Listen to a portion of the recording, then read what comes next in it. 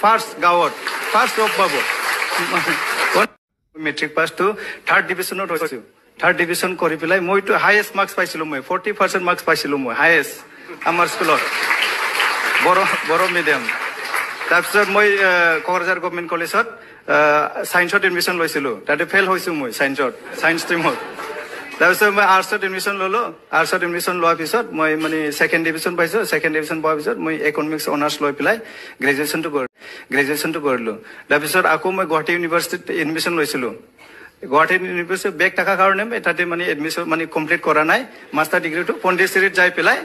আকৌ master degree কৰিছে তাতে মই মানে বহুত মানে ভাল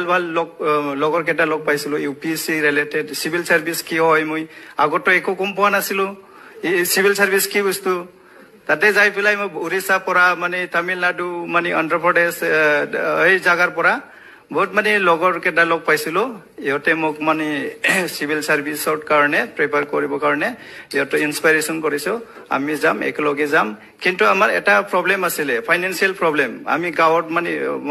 মা দেউতা মানে এগ্ৰিকালচাৰ কৰে দেউতা কোনেও জব নাই মানে গাঁৱত মই ফাৰ্স্ট জব পাব ফাৰ্স্ট গাঁৱত ফাৰ্স্ট জব পাব